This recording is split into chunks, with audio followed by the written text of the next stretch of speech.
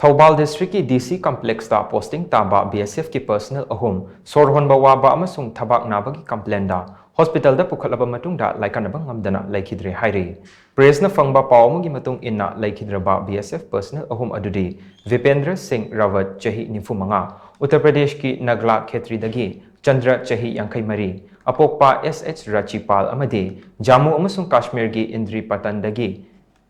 Ravinder Singh chahi 43 apokpa SH Lal Singh Kawi HAIRI Vipendra Singh Rawat ngasi amasung ngarangi lonaba ahing nongyai matung pung amaga minute kun mangarom tabada Langgol da leiba Caesar Hospitals and Research Institute ta wakal tadana pukhalaki tungda Dr. Singh na mahak Leikhidre haina pung aniga minute tararom chatpada declare tawkhibani Amaromda Chandra hariba personal asina BSF ki humfuhumdoi suba battalion ge B company da head constable oibani aduga haujikna THOUBAL district ki DC office complex da posting tabani mahak masagi duty tawringai da sor honba warakpa amadi thabak narakpadagi THOUBAL district hospital da pukhatki adumoinamak Regional Institute of Medical Sciences RIMS hospital da refer tawrakpadagi ngarang numidang wairam pung 3 minute kontra mangaram tabada pukhalakibani adubu mahak ngasi amasung ngarangi lonaba ahing nongyai matung pung amarom tabada leikhidabani nakal amarom da Ravinder Singh hariba personal asina BSF ki humfumdoi suba battalion gi A company dagi B company da attached togduna THOUBAL district ki DC office complex da posting tabani